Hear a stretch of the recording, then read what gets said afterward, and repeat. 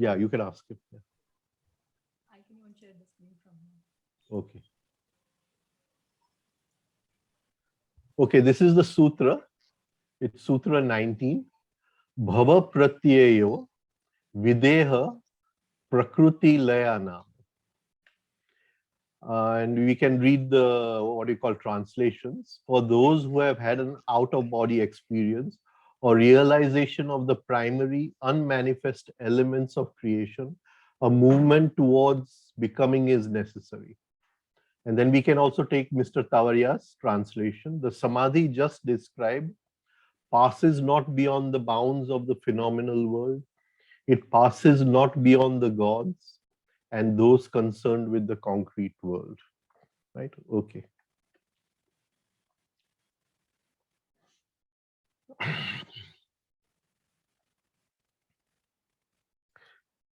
Bhava pratyaya. We took pratyaya last time. And bhava pratyaya, we can say the impression of being born or towards becoming, because it comes from the root bhu, to be. So to a movement towards becoming, a movement towards being born. Pratyaya here is our perception, the context. Prati, to go towards, e, to go towards, prati means towards, and videha, without body. And we must understand over here that videha also can mean vishesh body, means a special body. So if a person has crystallized an astral body and he has left the body, so as far as the physical body is concerned, he'll be bodiless. But as far as the astral body is concerned, he has a special body. So we can take that to mean in both ways. Prakruti, the primal cause, nature, the creative cause of life. Layanam is to be merged with Prakruti. Right? Now, this is a very controversial sutra, and so many commentaries have been done about this. And I just want to touch on what is the normal understanding of this sutra. The normal understanding is that the sutra which we did, number 18, Viram Pratyaya Abhyasa Purva Sanskar Shesha Anya. So in that sutra, it was called as Asampragnat Samadhi, the Samadhi without cognition, without knowledge. And now the normal translation is in this, that for those who have achieved that Samadhi, the Asampragnat Samadhi, whether they are without body, if they've left the body, that is Videha, or they are in body, that is Prakruti Laya, both of them have to bhav pratyaya, come back, be born once again. This is the normal translation, which if you go through many, what do you call, expositions, this is the normal way of seeing this sutra. We are going to try to look at it at a very, what do you call, practical way, more from our practical understanding of life and what we have seen in life. Now, we saw in the last sutra that Patanjali has used the word Viram Pratyaya. And in this sutra, he is using the terminology Bhava Pratyaya. Bhava Pratyaya. So, Viram means to end. Viram means the cessation of something. Viram means something has gone, it has died, right? And Bhava Pratyaya means to be born. Something is becoming, something is coming out. So in the last sutra, he's saying something is ceasing, and in this sutra, he's saying something is being born. Now, in between these two, he's saying Sanskar Shesha Anya. Viram Pratyaya, in the last, we saw that the impression which is coming in is ceased, and there is a, what do you call, an inner impression of everything stopping, and that is the Asampragnat Samadhi. But in that there is the sanskar remains. So he's saying the sanskar remains. Now let us try to understand this through what uh, the Hindu Shastra says about creation. The Hindu Shastra says that there is the creation of the universe and there is the again absorption of the universe. In the breath of Brahma, when he breathes out, the universe is created, and when he breathes in, the universe again disappears. This is how the Shastra goes. So there is this movement of expression and there's this movement of going back, laya, pralaya, to go back. And they say, how does he create the universe where once the whole universe has gone back? And how does he create the universe? So he says that in his memory, in what do you call Brahma's memory, there is the what do you call memory that I had created the universe. Sanskara Shesha Anya. That sanskar that I had created the universe. And it is that sanskar which leads to the creation again. Right? And this process on whatever gigantic scale of Brahma, too vast for us to even comprehend. But on a smaller scale in these two sutras, we can see that something is being said over here, that something is ending and something is beginning, we can say over here.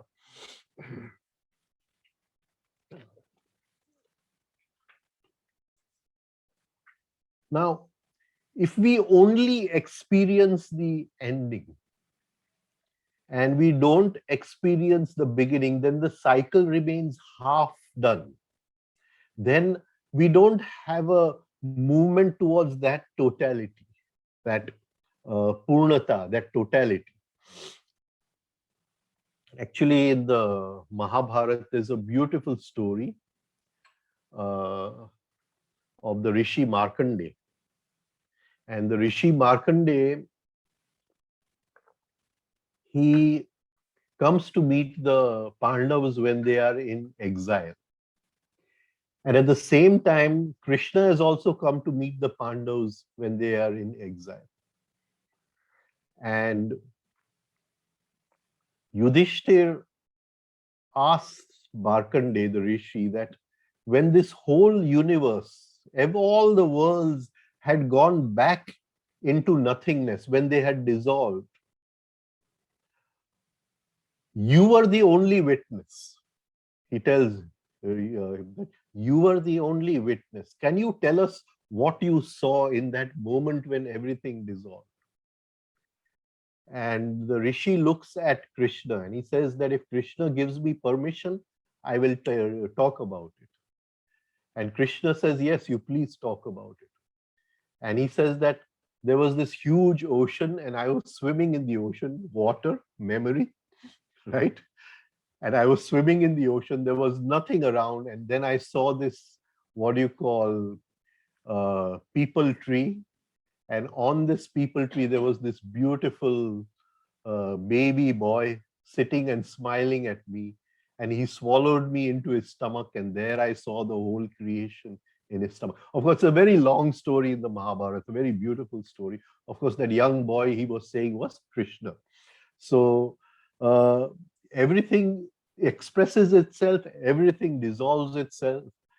And here Patanjali is saying Viram and Bhav Pratyay. Viram Pratyay, Bhav Pratyay. And so we have experienced the cycle of something ending. Now we have to experience the cycle of something starting.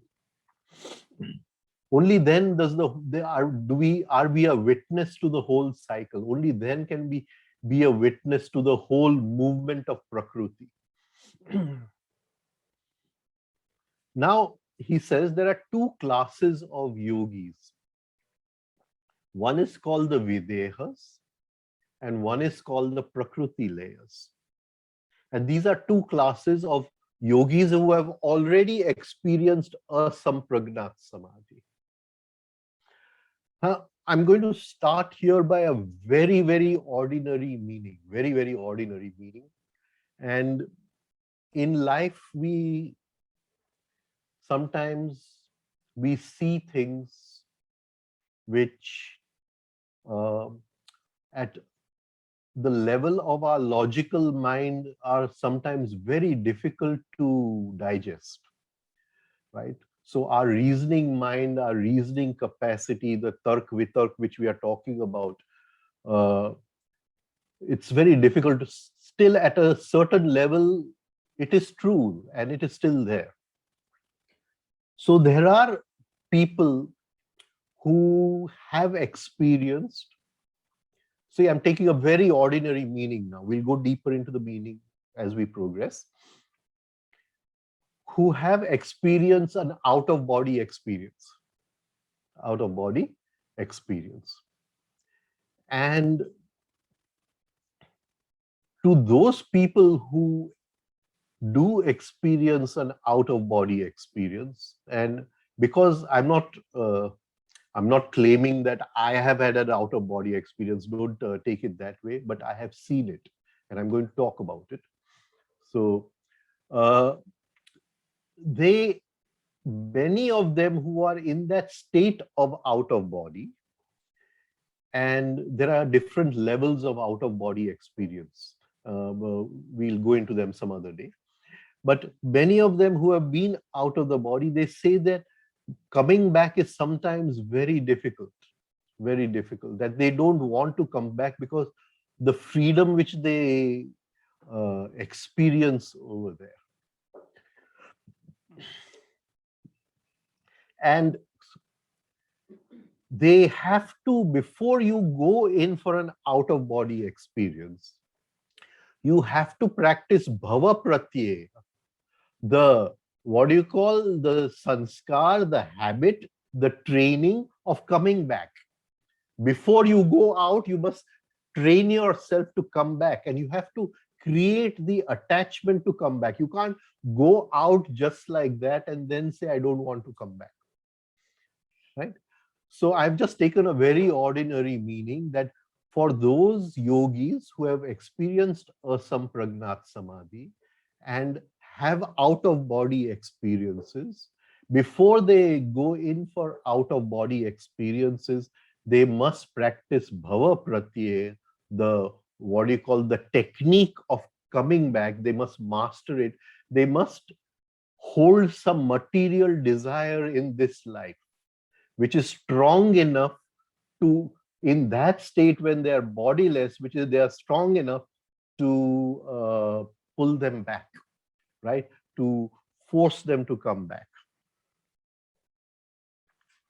Now, just to take us on this, I'm going to talk about something which is very personal.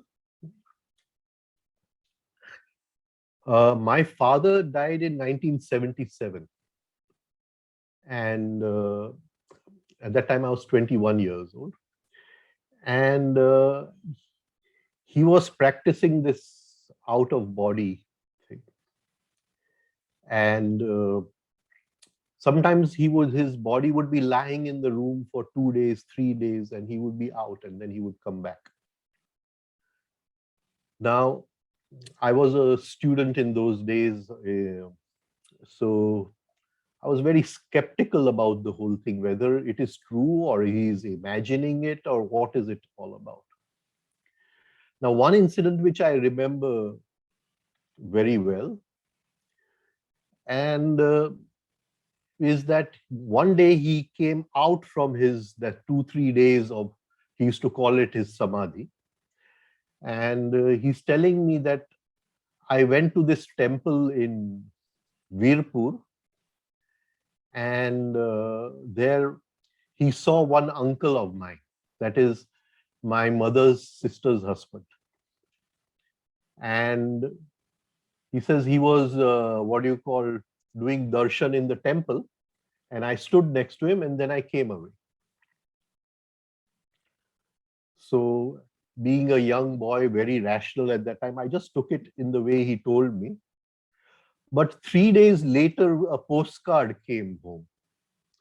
And this uncle of mine had written that my father, being a doctor, is saying, Dr. Saab, I went to Veerpur for darshan, and when I was doing my darshan, I saw you standing next to me. And I said, I'll want to talk to you, but after I finish my darshan. And when I looked, you were already walking out of the temple. So I ran behind you and you vanished somewhere. I couldn't see you anywhere. So this told me that what he was practicing was definitely, there was a lot of substance in what he was practicing. Anyway, the sad thing was that on one of his journeys like this, uh, he opened his eyes, he tried to come back, he coughed, and then he died just at that point. So you have to master this. And he used to tell me that when I'm in that state, I don't feel like coming back. There is no desire to come back. There's so much freedom in that state. So I've just taken a very ordinary meaning because it's a very personal meaning to me, that anybody who is practicing out of body, this thing, they must first practice bhava pratyaya and then go to videha, out of body experience. Right? Now we'll go a little deeper into the sutra.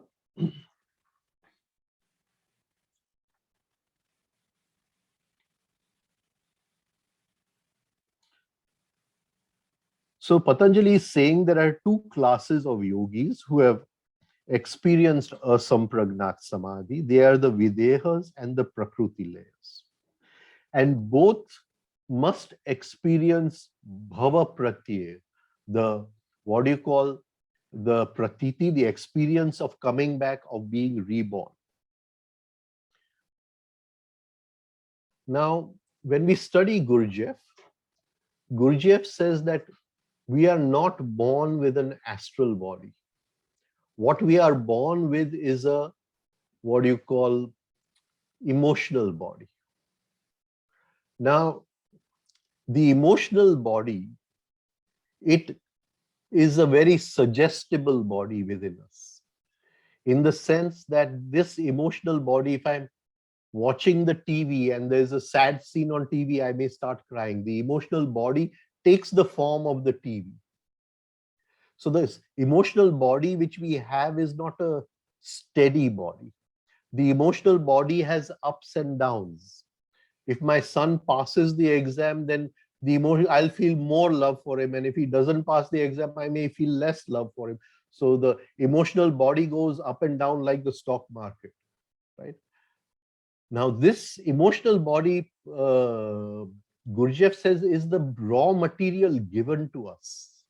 And we have to work upon that raw material to create an astral body from the emotional body. Now, once the astral body is created, there is a certain semblance of permanence in the astral body. That is, whether my son fails or whether my son passes, the love for the son does not go up or down. Whether you praise me or whether you insult me, my feeling for you cannot change. I have crystallized now an astral body. But if I was just an emotional body, if you praise me, I'll feel happy. And if you criticize me, then I'll say that you've lost your love for me or something of that sort. Right? So Gurdjieff says we are not born with an astral body. We have to create that astral body by working upon our emotions, by being free of negative emotions, to coming to a state where our emotions have stability. So we can take the meaning of the word videha in two ways. One is that a person who is out of the body, and another as a person who has created a special astral body, beyond the astral body, a mental body, and beyond that, a causal body, whatever. But who has created a special astral body, Vishesh Deha.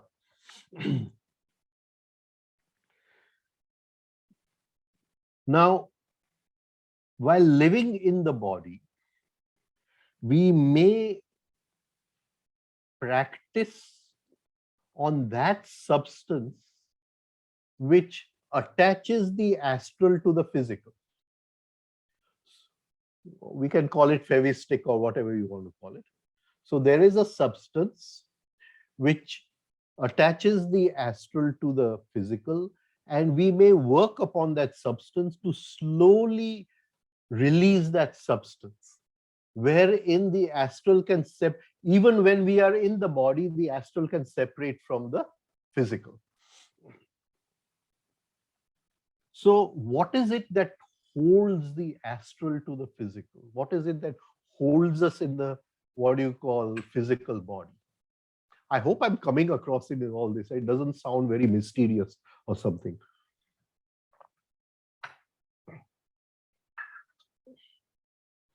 So we are patterned by our sanskars. We are patterned by the desires of the five senses. I see something beautiful, then that very attraction to that which is beautiful holds me in the physical body. Can you get what I'm saying? Or we can say in simple language, attraction and repulsion, or rag dvesh, right? So what is it? It is the identification with the five senses. It is identification with the inner instruments of the man, buddhi, and ahankar that holds us into the physical body. And if we work upon the five senses, and in yoga we have a state called pratyahar, where you detach from the five senses and the sense organs, because the senses are outside, but the sense organs are inside, where you detach and you come to a state where you have separated from the five senses and the sense organs, then you have to work upon this substance. Now, we'll just take the Sanskrit definition for videha. Vigato deha, deha sabandho yasya, whose day has its binding quality gone out. The binding quality has now gone out. We have separated that, removed in a certain way. Videha. That binding quality to the body, somehow consciously we have worked upon it and removed it in a certain way. This is the Sanskrit definition of the word videha. Now, supposing we want to experience the moment of birth, that moment has already gone in our lives, and we want to go back to that moment and recreate that moment, want to live through the experience of that moment. And there are many, what you call, modern day therapies which work upon this. Uh, Rebirthing is one of them. And there are now umpteen people practicing rebirthing. I don't know what they're practicing, but they're practicing rebirthing.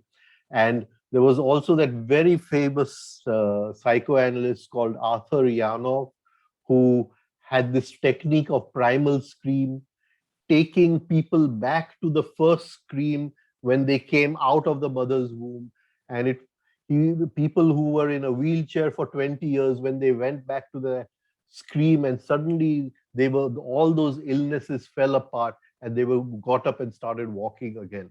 So is it possible to go back to that moment of birth and experience that consciously?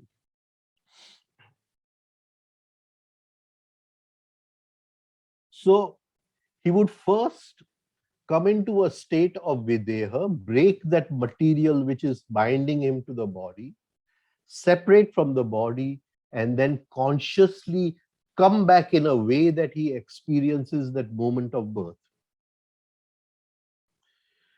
See, if we could go back to our birth and change our original response, right? As the very famous, what you call, saying of Kabir, that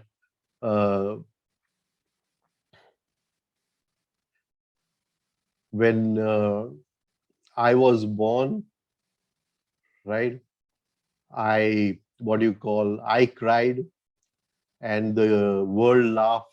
But when I died, the world cried and I laughed. Oh, yes, right. So what do you say? The immediate response. The immediate response to birth is we cry. Now, can we consciously go back and change that response? Instead of crying, supposing we were to put laughter over there, would it change everything that has happened subsequently? Would our whole cycle of time, the line of time, would it bring a tremendous transformation in that line of time? Would our perception of life change? You know, the word Ravan uh, comes from the Sanskrit root Rudayati, means the one who cries. So Ravan is the one who cries, and Ram comes from the Sanskrit root to play. The one who plays is Ram, and the one who cries is Ravan. So can we change that first cry into playfulness, into laughter?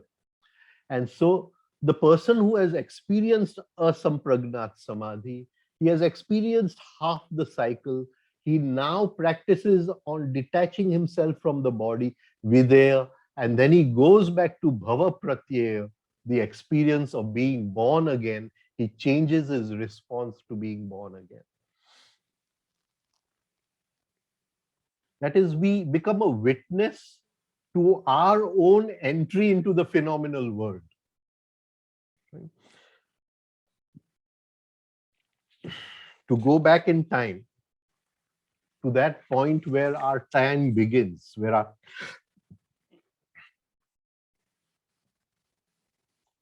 can we see that when a baby responds to being born, and that series of responses, it creates a chain of reaction, a chain of responses. So if the baby is hungry, the baby cries.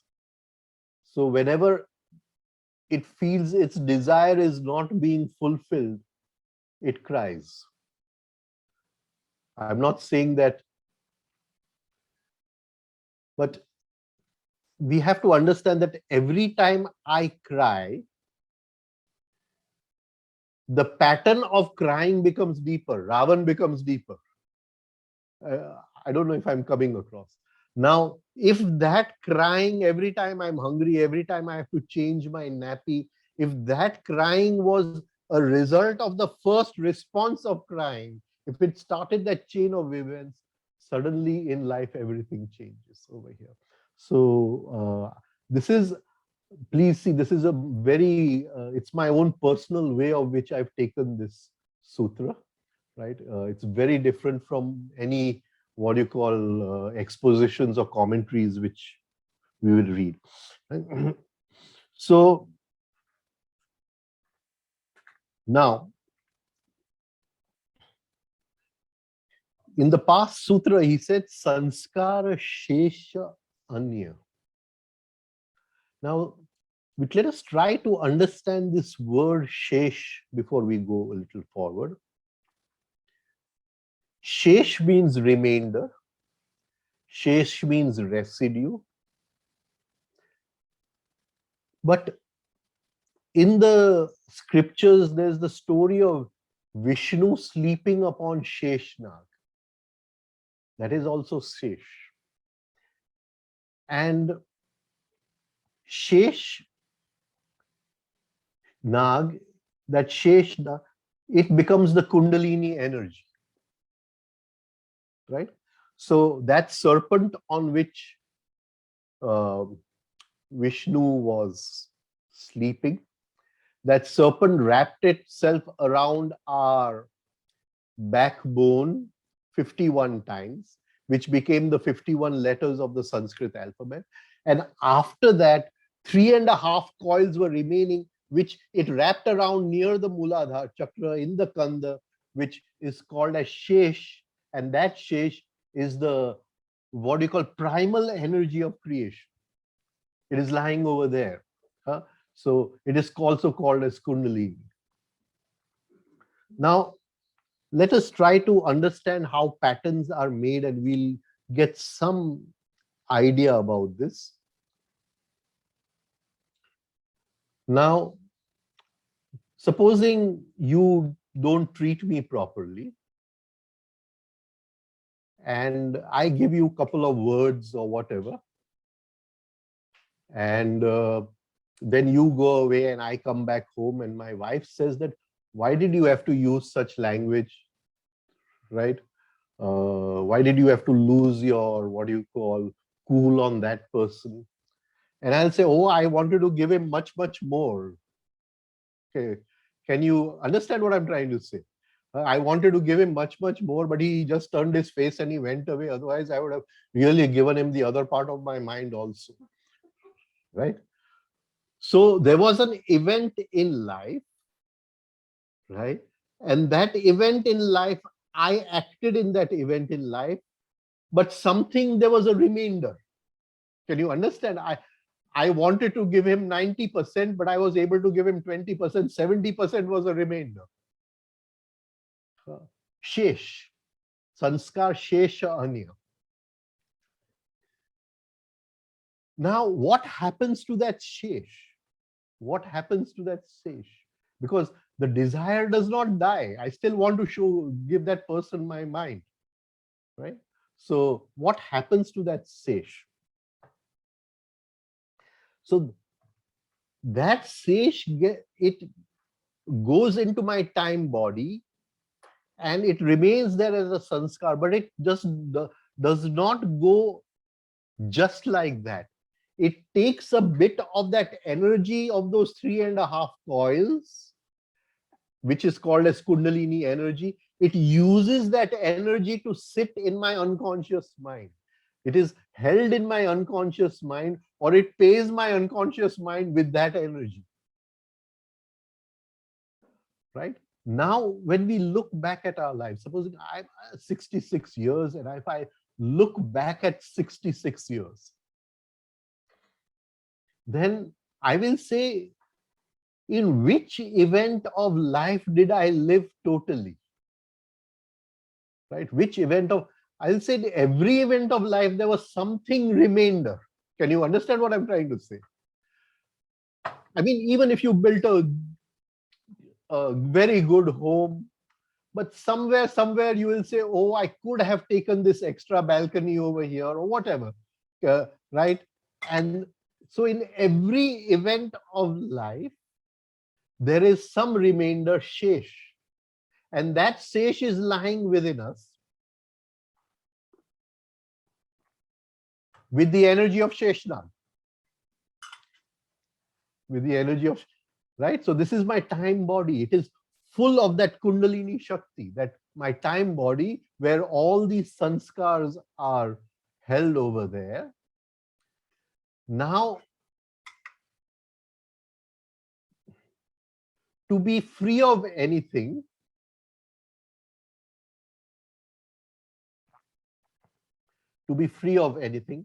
I must be able to live that thing consciously. That is, there should be no sesh.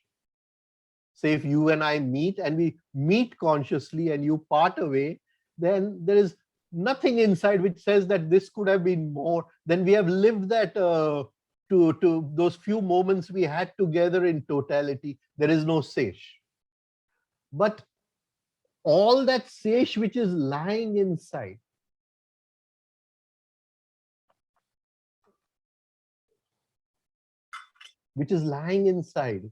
that has to be relived in a certain way, or we have to relive one master pattern in a certain way that we are free from it. I hope this is not what you call gibberish to you. I hope I'm coming across. Can you see each moment in our life? Each moment in our life, either I can live totally, or as the moment goes by, there is something which says that this could have been more, or this could have been done in this way. And this monkey chatters all the time, right? And something goes into sesh. And this sesh is the seed of karma. It is this sesh which invites the karma, right? Now,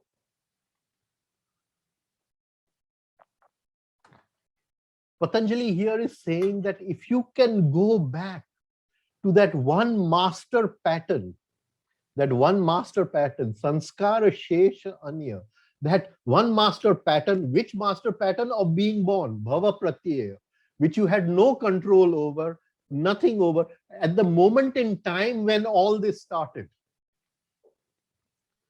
I don't know if what do you call, people saw the first Superman movie, the very first Superman movie. And in the end of the movie, Superman's girlfriend dies, right?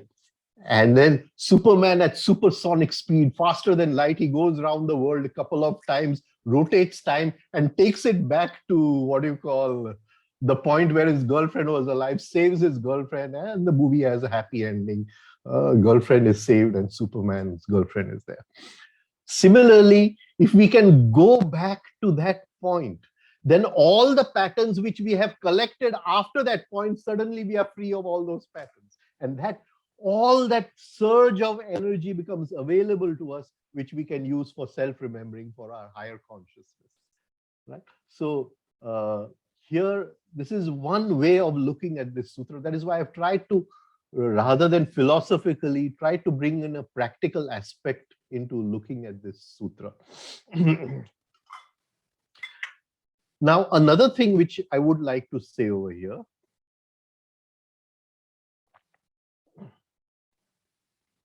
that we are climbing the ladder of consciousness, and a point comes where there is no point of return. There is a point of no return. And this happens in many things in our lives, right? If we go over that boundary, then we can't come back. So a yogi who is now moving into higher states of samadhi, he may come to a point where now he cannot take birth again, where there is no possibility of taking birth again.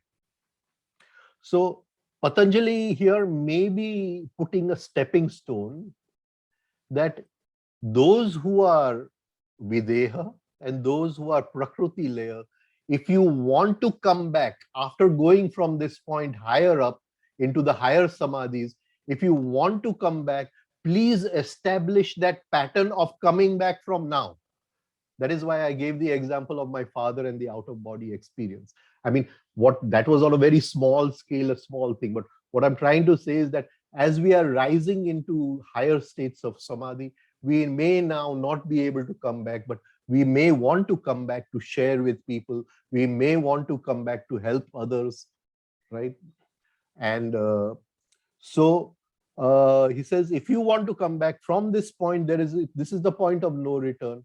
You master that sanskar of bhava pratyaya, of coming back, then take your journey forward. Till then, don't go forward.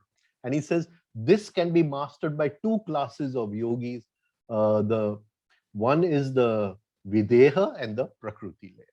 So this is how I've taken this sutra, this thing. I mean, it's not the usual translation and commentary, but it is, I've tried to give a more experiential, what do you call, practical form to it. Now,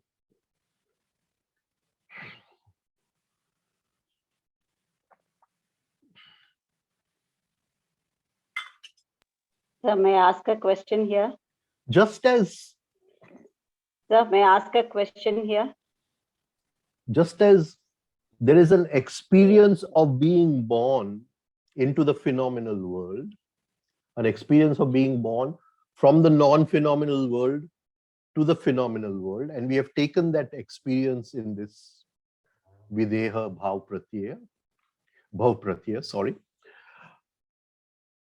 There is also the experience of the moment of creation. There is an experience of the moment of creation. That is when Prakruti was in a formless form, and from there, the beginning of form, and we may want to experience that also. Can you get what I'm trying to say? Here in the first, we wanted to experience our moment of taking birth. But now we want to go back to that point where the whole game started. The whole game started. Now, I'm going to just try to explain over here. That supposing we have a diamond, and say that diamond is, say, 500 times more powerful than the Kohinoor diamond, right? The most valuable diamond in the world, right? So, and that diamond, it is kept in a translucent bag, not transparent, translucent. So, in the old days, we used to have translucent windows in the bathroom. So somebody from outside cannot see inside, but he knows that somebody is in the bathroom because the light is on and the light from the window is coming out, right? So we used to, in the old days, have these translucent lights in our bathrooms. Similarly, this diamond is our Atma, is our spirit. Now, the spirit is kept in a jeweler's bag. And this jeweler's bag, this Kohinoor diamond, in a jeweler's bag, and that jeweler's bag is translucent. It is not transparent. It is not transparent. It is translucent. This translucent bag in our Shastra is called as Karan Sharir. In the Western Shastra, it is called as causal body. Causal body. Now, from that translucent bag, the light of the diamond comes out. The light of the diamond comes out. But that light is still formless light. That light is still formless light. But that light, when it mixes with sanskar, memory pattern, which again is what do you call planetary material. So that light, when it mixes with planetary material, it takes a form. It takes a form. When it mixes with sanskar, it takes a form. And that form which it takes, we call as the soul. So the diamond in the, what do you call, bag, in the translucent bag, we called as, what do you call, spirit, the Atma. And the light which comes out of the bathroom, right? And that light still has no form, but the minute the light mixes with all our sanskar memory patterns, right, which are nothing but planetary material, which we call as astral body, it takes on a form. That form we call as soul. The difference between spirit and the soul, or we can call it as Jeev, Atma and Jeev. I don't know what you call it in Hindi. In Gujarati, we would call it as Jeev, right?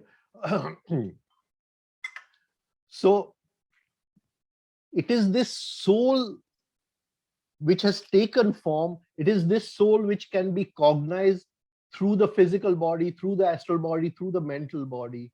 And then a point comes when all form has to be left. Only then can the light go back. It has to separate from form. The light has to separate from form. Now, is there a moment where, because the light which came out was spirit, but it mixed with something called Prakruti. And here Mr. Tauria is given a beautiful, what do you call, he says, at that moment of mixing with spirit and Prakruti, he says, a universal substance is formed, which he calls as the universal mind stuff. I don't want to make this complicated, so I'm not going to go into that just now, right? But he says everything is born out of, all the forms are born out of that substance, right? So there's a meeting between that which is formless and Prakruti, and form is created. Now the word over here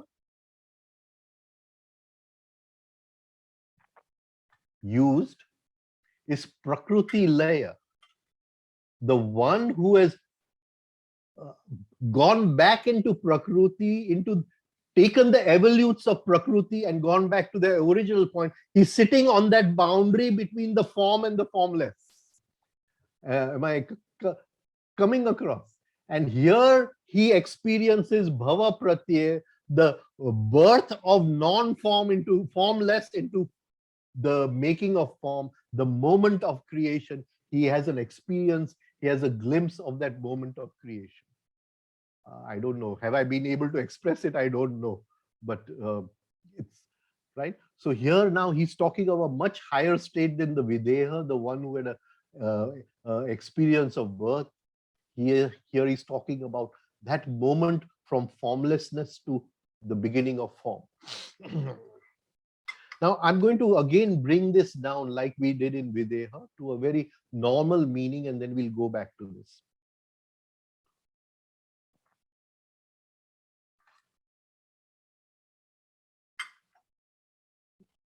Say I'm listening to music and I'm listening through music through Prakruti. That is, the 5 elements are a part of Prakruti, the 5 tanmatras. So there is the hearing tanmatra, I'm listening to music. It is through Prakruti that I'm listening to music. I'm enjoying the music through Prakruti. So the evolutes of Prakruti, Man, Buddhi, Ahankar, right? All these are the evolutes. I'm enjoying the music through that Prakruti. Am I coming across in this, right? So whatever activity I'm doing I'm doing through the 5 elements, the 5 tanmatras, the mind, etc. Now, at one point, I dissolve into the music completely.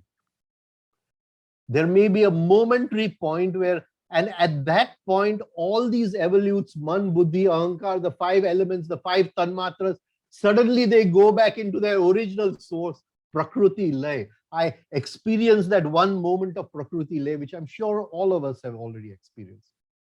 Can you get what I'm trying to say? But I'm not conscious. I am not conscious. So I suddenly realized, oh, I experienced it, but I've come back. What happened in between? No consciousness of it. Absolutely no conscious. It was too fast for my consciousness. It happened at a different scale. I could not get it. And so we say in that moment, Prakruti, with all its instruments, with all its evolutes, is suddenly resolved back into its original state. And in that original state, there is a coming back, Bhava Pratyaya, there is a coming back. After some time, we realize we have come back, we experience that, but the in between is a big gap. Supposing we are listening to the waves of the ocean, and we are listening and listening and listening, and in a certain moment, everything dissolves. And in that moment of everything dissolving, there is no cognition, right? I cannot, there's no consciousness. And then suddenly I come back and the thoughts start again, and I say, hey, there was that moment over there, but in between I was not able to experience this coming back. I dissolved into nature, and this coming back from formless to form, I was not there. I was not a witness to that point. So there's a moment of total absorption, but with that, there is loss of awareness. Yes, same thing, the nothingness we experience in meditation.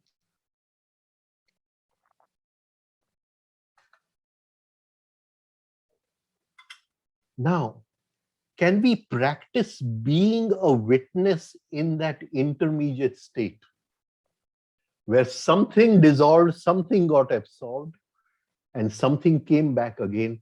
Then we will, in the first we saw Bhav Pratyaya Videha, now we will experience Bhav Pratyaya Prakruti Laya, right? Where nature goes back into its evolutes, and again there is an expression of nature. I'm going to talk a little freely. When we experience orgasm in sex, in that moment of orgasm, Prakruti has gone back into her shell. Everything, all her creation has gone back into that moment of formlessness, in that moment. And then again, when we come back, we had a beautiful experience, but we were not conscious in that experience. That is why the tantrics, they practice to be conscious in the process of orgasm. And that is something, then suddenly it is this bhava pratyaya prakruti laya. They are able to experience this.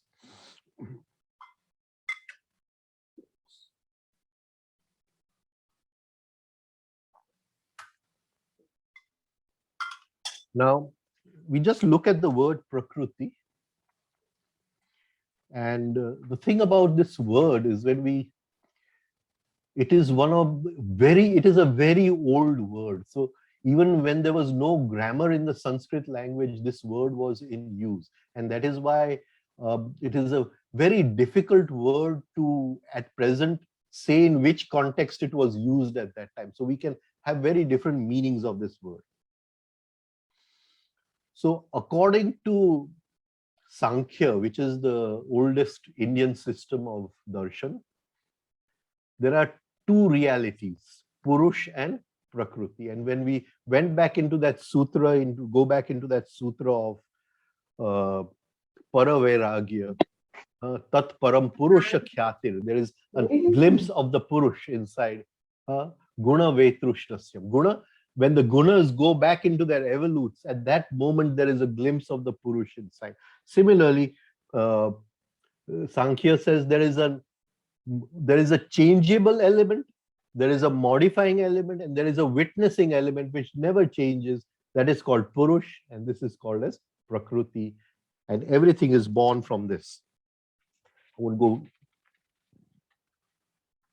So Prakruti means original nature, the form which was before, but pra, to go forward, kruti means to take form, the going forward of taking form, the going forward of taking form.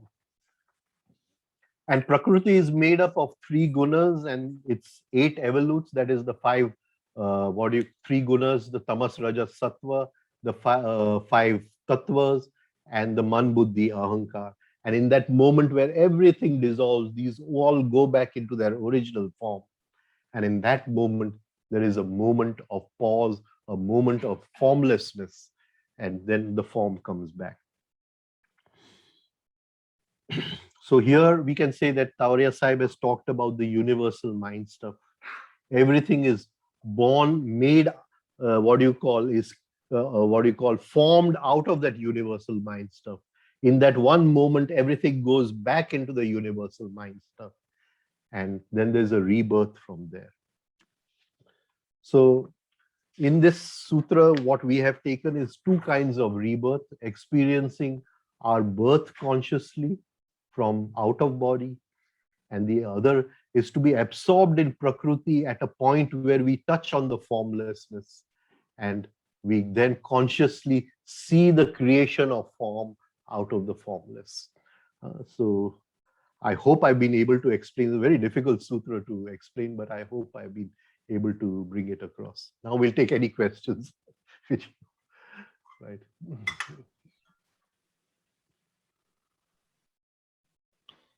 What is the Chitta? What is the actual English equivalent? You had some more questions, no? Sir, you can't hear, I think. Bhavya, hello, sir, can you hear us?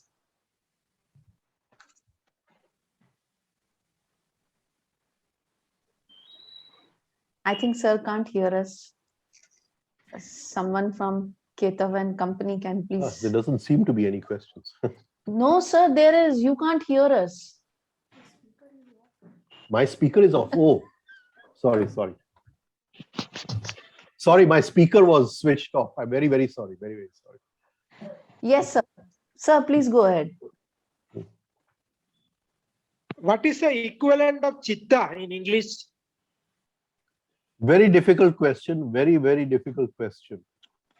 Um, Chitta can mean attention. Chitta can mean the screen of the mind on which we see the vritti. Chitta can mean the depository where all the memory patterns are. So, but when we take the journey of attention, that to see anything, the chit has to be there, and it is that chit which expands into the screen of the mind, and it is that chit which creates the memory. If we take it as basic as attention, where is your chitta? Where is your attention? But it could mean many things. We cannot have a perfect meaning for the word chitta. My teacher, Mr. Tavaria, he translated it chitta as individual mind, right? And he translated universal mind as chitti, right? So when the chitta is free of all its sanskars, then it can merge into the universal mind and become chitti again. That is what he used to talk about.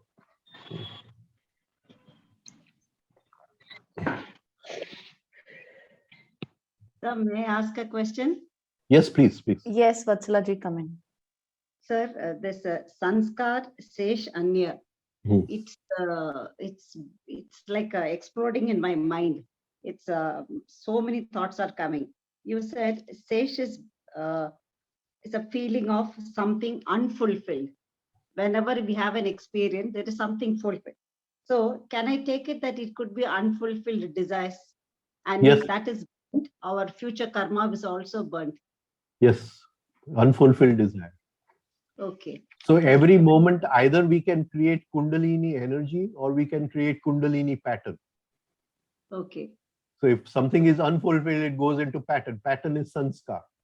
Okay. Huh? So We have two terms in our Kula Kundalini and Kundalini. Mhm. So if there's pure energy, it is Kundalini. And if it is a, what do you call, pattern, then it becomes Kula Kundalini. So every moment in my life, either one of the two I'm creating. so this seems to be at the heart of the uh, teachings. Somehow I feel this is like a nugget. If this is there, then the rest of it all falls into place. Yes, yes. Then, sir, one more point. You said there is a master plan. We go to the moment at the time of birth. It's like a reversal of time. But is this theoretical? I didn't get the link. Is it something that the yogis practice and they get it? Or is it achievable? Or is it just a affirmation? No. It is there within us and it happens to all of us. Okay. Only we are not conscious of it. Hmm. So that pattern is lying in all of us. And at the moment of death, in the last 3 minutes before death, Hmm. we go back to being a child again. So we go back through all the major milestones of our life. The old man does not die, the young child dies. Guys, okay. Hmm. You understand what I'm trying to say? Yes, But yes, we do not practice for reverse time. Hmm. We always take time in a chronological order. Okay. But supposing I'm going to sleep at night Hmm. and I can go reverse through the day. Hmm. So I'll say, what was I doing 5 minutes ago? So maybe I was having a cup of tea or something. What was I doing 1 hour ago? Maybe I was watching a serial on TV. What was I doing before that? And I go through the day in reverse. Hmm. And if I practice this every day, then I form a new conscious habit of taking time in reverse. Okay. And at the moment of death, my whole life gets compressed into 3 minutes. Okay. So I go back at the major milestones. Now, if I practice this every day, then that journey, I can do it quite consciously at that moment of death. So the pattern is already lying within us. It's not something which we have to create. But our level, it is not yet in our field of consciousness. We have to bring it into the field of our consciousness. Yes, sir. And sir, a small bit of feedback. Your son's explanation of the samadhi, that was, I think it's very appealing. I've been going back to it. It's somehow the penny dropped in my mind. And secondly, thanks to your discourses, transformation is taking place. It's not just knowledge. We are Thank you. changing. Thank you. Thank you. There's a big change. There's a big change. My guru must be happy somewhere. Thank you, sir. When I started out, I thought it was knowledge I'm going to acquire, but it is much more, much more. I can feel the grace. Thank you, sir. Thank you. I'm so grateful to you for that. The same question I used to even ask to God, sir. Yes. Ki, sir, it's like all the time the spotlight is on me constantly, 24/7. I am observing myself, what thoughts are coming, how I am giving a different reaction to the outside world, and inner turmoil is going on. What to do next? What? So this what is being answering or is being answered by your talk. So at least there is something to work on with the refining exercises and so many other things. It's like Vatsalaji, very grateful. Actually, Yes. for the disciple, the only way he can thank his teacher is by sharing. Yes. It's like some gold mine has been given to me. Okay, now this is it. So I would say it's been now more than 12 years. I was just searching and I said, no, this is not right. No, this is not taking me anywhere. There has to be something more. There has to be something more, which is, and then these yoga sutras were being offered to us. So I really I wouldn't like to miss even 1 minute of your session. And the only Guru Dakshina we can offer is our love and gratitude. Thank you. Put your principles into practice consciously every day.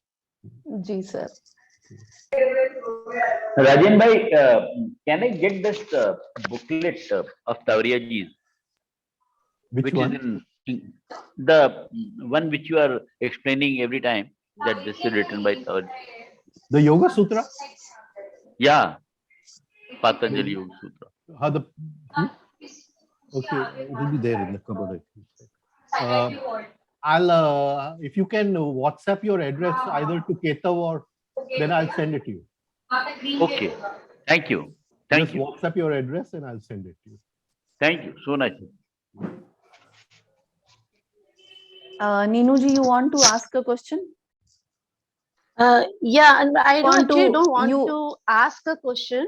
I Okay. just want to again just as everyone is expressing, I also would like to express the gratitude for this talks which Rajan Bhai is giving us.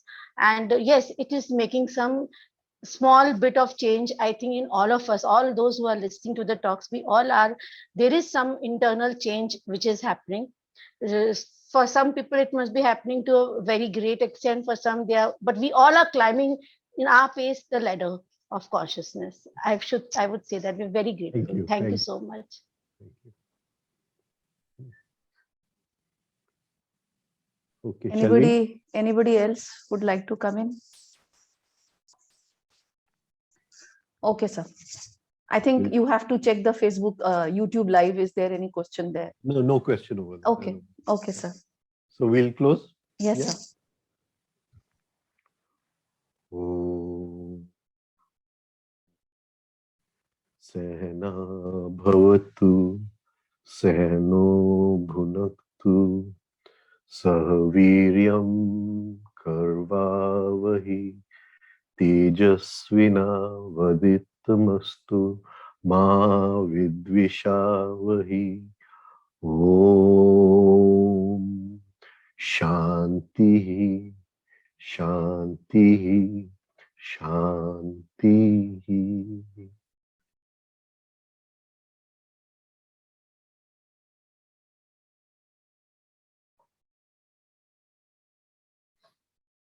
Thank you. Thank you, sir. Thank you. Now we are Thank you. meeting in February. Yeah? Yes, sir. No, we know We are that. meeting in February. Yes, sir.